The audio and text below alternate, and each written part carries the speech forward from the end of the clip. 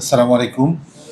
Uh, Thank you for giving me the opportunity to share my views, experience and expectations.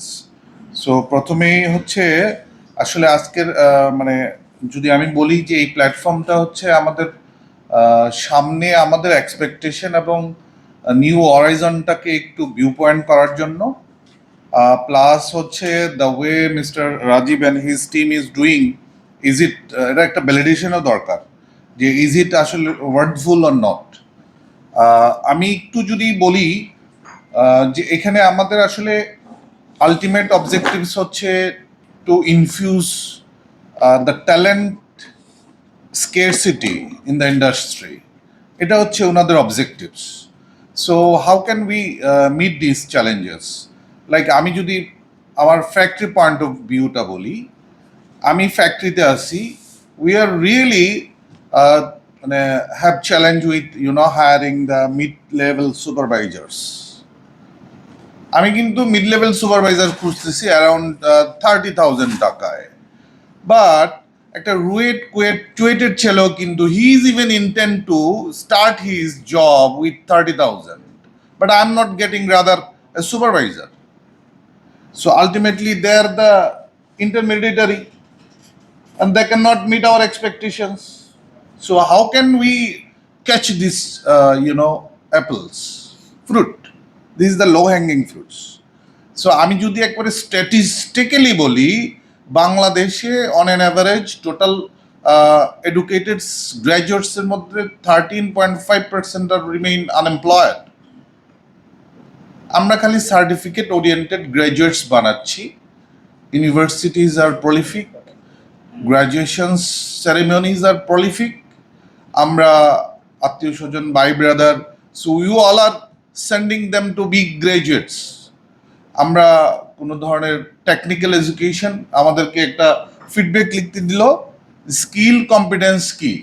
So do you really know the difference between the skill and competence? Competence is, compact with lot of things, skill, knowledge, ability, all these things is combined to, express the competencies. So আমার প্রথম কথা হচ্ছে আমি supervisor পাচ্ছি না।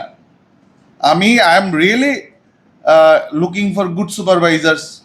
অশিক্ষিত supervisor তো আমরা একটা সময় নিছি ভাই, এখন আমার দরকার শিক্ষিত লোক, যে আমার অপারেটরের সাথে একটু ভালোভাবে ভদ্রভাবে কথা বলবে।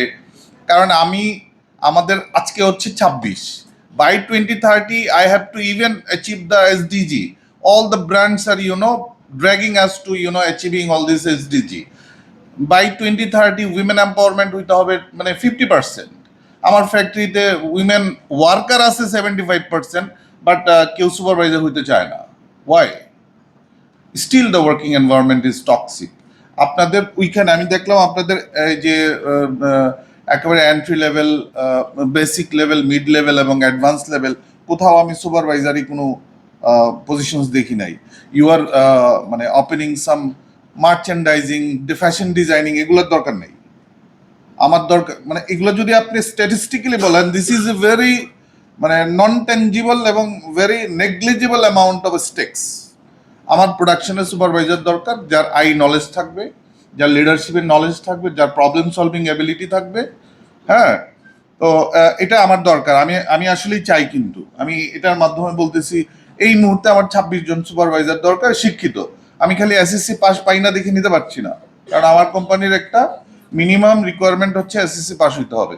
কারণ আমি আজকে যে ছেলেটারে সুপারভাইজার নিব, সে তো একদিন পিএম হবে। আমরা নতুন সুপারভাইজারে টার্গেট করছি বিএসসি ইঞ্জিনিয়ার হবে টেক্সটাইল, আইতে ইন্ডাস্ট্রিয়াল ইঞ্জিনিয়ার অথবা টেক্সটাইল। তাদেরকে আমরা 30 থেকে 35,000 টাকা দিব। সুপারভাইজারের যদি আমি 28 থেকে 30 দিতে পারি, 35,000 দিলে আমি একটা বিএসসি ইঞ্জিনিয়ার পাবো। ও আমার লাইনে থাকলে লাইনে একদিন সে আমার অ্যাসেট হবে। অপারেটরদের সাথে সে ভালোভাবে আচরণ করবে, তার ব্যবহার ভালো হবে, সে বুঝতে পারবে তাড়াতাড়ি, মানে সে ক্যাচ করতে পারবে, তার মানে অ্যাডাপ্টিবিলিটি থাকবে খুব হাই। তো এটা আমার একটা আপনাদের কাছে এক্সপেকটেশন।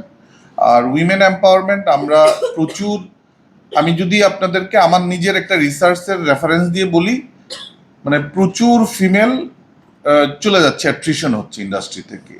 এটা যদি 80 ডিকেটস থেকে আমি বলি from now it has dropped from 87 to current 53। তো আপনার এখন আমাদের ফিমেল পার্সেন্টেজ কিন্তু কমতেছে, এটা উল্টা রিভার্স হয়ে গেছে। যেখানে বাংলাদেশে একসময় ফিমেল এম্পাওয়ারমেন্ট খুব বেশি ছিল, ইন্টারন্যাশনালি মানুষ বলতো, এখন কিন্তু ফিমেলের অস্তিত্ব আস্তে আস্তে কমে যাচ্ছে। Even skill man power is living the industry. ছেলেরা চলে যাচ্ছে, কেন চলে যাচ্ছে? তারা গিয়ে অটো চালাচ্ছে। আমি লোক পাইতেছি না, সুপারভাইজার পাইতেছি না। সুপারভাইজার চিন্তা করে 30,000 টাকাতে এখানে সুপারভাইজারই করব, তার থেকে একটা অটো যদি হাফ বেলা চালাই, ধরেন আপনারা কিন্তু এটা কিন্তু একটা ফ্যাক্ট বললাম, কিন্তু ও কিন্তু ওর এলাকার যায় বা যে জায়গায় চাকরি করে ওই বৌরে দিছে অপারেটরি করতে, হ্যাঁ চালায় সুপার ওই অটো। অথবা আমাদের স্পিনিং আছে, স্পিনিং এর ছেলেরা দেখি অটো চালায়। স্যার আসসালামু আলাইকুম, কি হয়েছে বাবা? কয় স্যার অটো চালায়, একবেলা অটো চালাইলে মাসে 30,000 টাকা এসে পড়ে।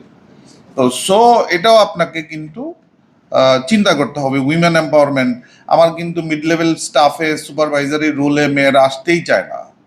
তো এটা না আসতে যাওয়ার কারণে আমরা অ্যানালাইসিস করছি যে টক্সিক এনভায়রনমেন্ট, পেমেন্ট কম, রিকগনিশন কম, কেরিয়ার ল্যাডার নাই।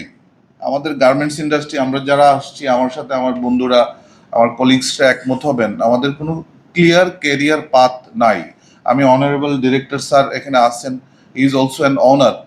So we are privileged that we are working with this kind of enlightened entrepreneurs. So আমরা চাইবো যে বিজিএম এর তরফ থেকে এই আমাদের ওয়ার্ক কালচার ডেভেলপমেন্টে কাজ করুক। হ্যাঁ, সো মানে সবকিছু মিলেই কিন্তু আর কি আসলে একটা ওয়ার্কিং এনভায়রনমেন্ট হয়। আপনি প্লিজ প্লিজ। আর একটা হচ্ছে multi skill operator for oven, এটা আমি দেখছি যে এখানেও আসলে মানে খুবই ক্রাইসিস। আপনারা আপনাদের এখানে কাজ করতে পারেন, আমাদের এখানে প্রচুর সুযোগ আছে, প্রচুর লাইন এক্সটেনশন হচ্ছে এবং there are huge chances. Thank you very much.